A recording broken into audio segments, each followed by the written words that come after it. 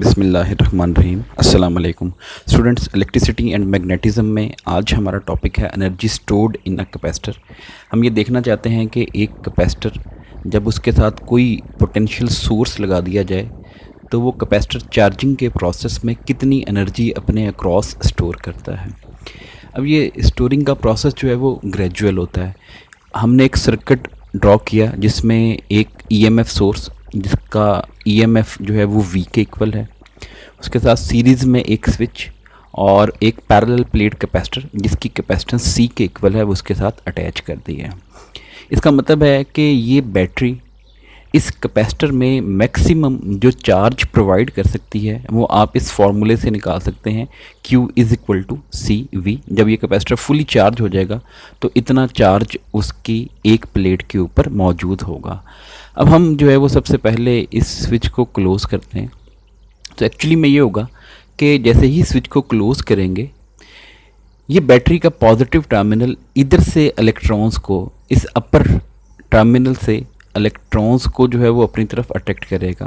तो इसका मतलब है यहाँ पर वो पॉजिटिव चार्ज लीव करेगा और जो इलेक्ट्रॉन्स इसने यहाँ से अपनी जानिब अट्रैक्ट किए हैं बैटरी का नेगेटिव टर्मिनल उन इलेक्ट्रॉन को स्वीप करके इधर दूसरी प्लेट के ऊपर डिपॉजिट कर देगा।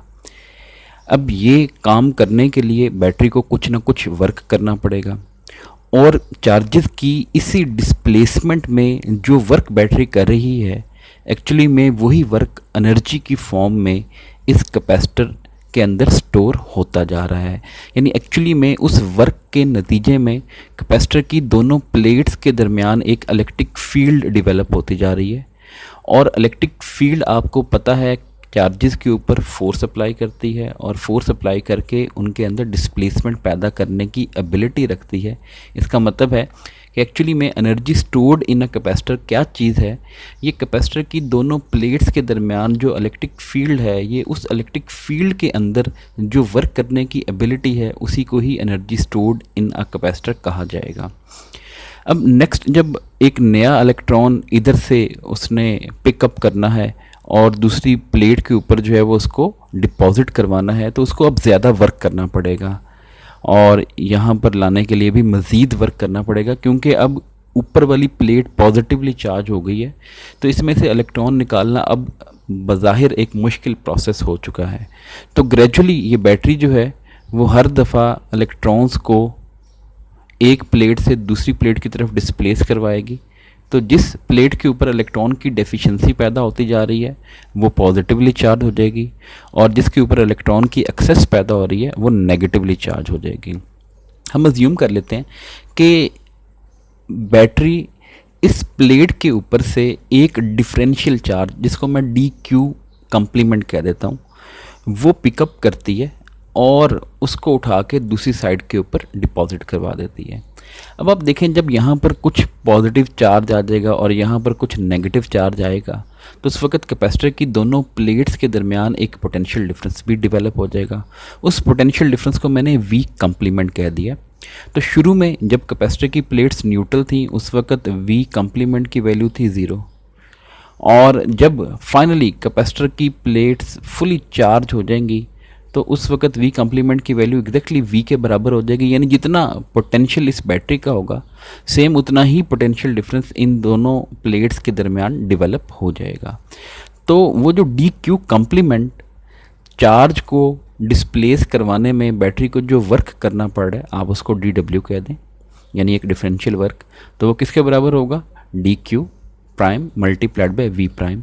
अब वी प्राइम की वैल्यू किसके बराबर होगी, आप इस फॉर्मूले से देख सकते हैं, V is equal to Q over C। तो V prime is equal to Q prime over C, क्योंकि वी प्राइम का मतलब है वो ट्रांजिशनल पोटेंशियल डिफरेंस जो 0 से तब्दील होते होते मैक्सिमम V की जानिब पहुंचेगा। अगर आपको टोटल वर्क चाहिए तो आपको इस डिफरेंशियल वर्क को इंटीग्रेट कर लेना है।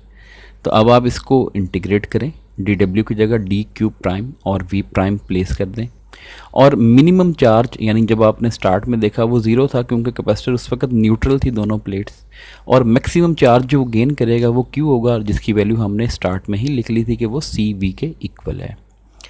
अब आप V प्राइम की जगह Q prime over C place कर दें। C कांस्टेंट है, क्यू प्राइम जो है वो इंटीग्रेशन का वेरिएबल है, तो क्यू प्राइम के जब इंटीग्रेशन करेंगे with respect to Q prime तो वो क्यू प्राइम स्क्वायर ओवर 2 आ जाएगा। अब आप क्यू प्राइम की जगह एक दफ़ा क्यू पुट करें तो क्यू स्क्वायर आ जाएगा, और जब ज़ीरो पुट करेंगे तो वो ज़ीरो हो जाएगा। तो हमारे पास जो एनर्जी स्टोर्ड है वो in terms of charge on each plate Q square over 2c के बराबर आ जाएगा। अब हम जानते हैं क्यू की वैल्यू किसके बराबर है, c इंटू वी। तो आप क्यू की जगह पुट कर दें c इंटू वी, तो जब उसका स्क्वायर किया जाएगा c square into V square हो जाएगा, और ये जो ओवर में c है उसकी एक पावर कैंसिल कर देगा, तो ये हाफ सी वी स्क्वायर। तो आप इस फॉर्मूले से भी एनर्जी स्टोर्ड जो है वो मालूम कर सकते हैं। और तीसरा तरीकाकार ये है कि ये जो सी वी स्क्वायर है, आप वी स्क्वायर को v मल्टीप्लाइड बाय वी लिख लें, यानी 2 दफ़ा v की फॉर्म में जो है वो आप लिख सकते हैं। अब ये जो c इंटू वी है आप इसकी जगह q पुट कर दें, तो 1/2 q इंटू वी ये आपके पास आ गया। तो आप इन तीनों रिलेशन में से कोई भी रिलेशन यूज़ कर सकते हैं डिपेंडिंग अपॉन कि हमें जो इन्फॉर्मेशन गिवन है वो क्या है। नॉर्मली जो कैपेसिटर बाज़ार में अवेलेबल होते हैं उनकी कैपेसिटेंस गिवन होती है और साथ उनकी मैक्सिमम वोल्टेज रेटिंग गिवन होती है, तो इसलिए ज़्यादा कॉमनली यूज्ड फार्मूला ये हाफ सी वी स्क्वायर है। अब हमने यहाँ पर एक पैरेलल प्लेट कैपेसिटर अज्यूम किया था, तो पैरेलल प्लेट कैपेसिटर की जो कैपेसिटेंस होती है उसका फार्मूला हमने ड्राइव किया है, वो है A epsilon not over D. Capacitor की दोनों प्लेट्स के दरमियान जो इलेक्ट्रिक फील्ड होती है उसको कहा जाता है पोटेंशियल ग्रेडियंट। तो ई क्या चीज़ है, वो है negative of the potential change with respect to distance an unit vector, यानी ये एक ख़ास डायरेक्शन में इलेक्ट्रिक फील्ड होती है जो नॉर्मल डायरेक्शन है। अगर आप इलेक्ट्रिक फील्ड की मैग्नीट्यूड मालूम करना चाहें तो E magnitude is equal to delta V means total potential difference, वो है वी जितना बैटरी का पोटेंशियल है, और डिवाइडेड बाय डेल्टा आर का मतलब है डिस्टेंस इन दोनों प्लेट्स के दरमियान, उसको आपने डी लिया हुआ है तो आप यहाँ पर डी लिखते हैं। यहाँ से आप पोटेंशियल डिफरेंस की वैल्यू मालूम कर सकते हैं ई इंटू डी। तो अब आप एनर्जी स्टोर्ड डब्ल्यू, जिसको इलेक्ट्रोस्टैटिक एनर्जी में यू और यू के साथ कई दफ़ा यहाँ पर ई का सबस्क्रिप्ट भी यूज़ कर लिया जाता है, तो आप जो है वो उस तरह से उसको रिप्रेजेंट कर सकते हैं। 1/2 सी, अब सी की जगह पुट कर दें A epsilon not over D, तो आपने पुट किया A epsilon not over D, और साथ है वी स्क्वायर, तो वी की वैल्यू है ई इंटू डी, तो आपने ई इंटू डी और होल स्क्वायर कर दिया। स्क्वायर को ओपन कर लें, E square into D square.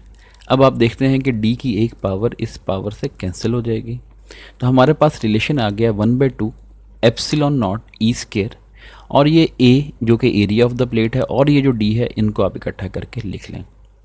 अब ए को डी से मल्टीप्लाई करेंगे तो ये है volume occupied by the capacitor, कि कैपेसिटर ने कितना वॉल्यूम जो है वो ऑक्यूपाई किया हुआ है, तो वो ए इंटू वी। तो मैंने इसको लिखा 1/2 एप्सिलॉन नॉट ई स्क्वायर, और ये ए इंटू डी की जगह वॉल्यूम प्लेस कर दिया। अब नेक्स्ट चीज़ जो हम यहाँ पर मालूम करेंगे उसे कहा जाएगा एनर्जी डेंसिटी, यानी energy stored per unit volume. यानी अगर ये कैपेसिटर का वॉल्यूम 1 मीटर क्यूब होगा यानी यूनिट वॉल्यूम होगा, तो उस वक्त इसकी प्लेट्स के दरमियान टोटल कितनी एनर्जी इलेक्ट्रोस्टैटिक एनर्जी की फॉर्म में स्टोर्ड है उसको एनर्जी डेंसिटी कहा जाता है। तो ये है energy stored per unit volume. अब ये एनर्जी स्टोर्ड आपके पास पहले से ही मौजूद है, इस वॉल्यूम को अगर इधर डिवाइड कर दें तो आ जाएगा 1/2 एप्सिलॉन नॉट ई स्क्वायर, ये आ गया। अब 1/2 और एप्सिलॉन नॉट कांस्टेंट है, तो कांस्टेंट और इक्वालिटी साइन को ख़त्म करें तो प्रोपोर्शनैलिटी साइन। एनर्जी डेंसिटी को स्मॉल यू से रिप्रेजेंट किया जाएगा। अब आप यहाँ पर यू ई जो है वो इस्तेमाल कर लें।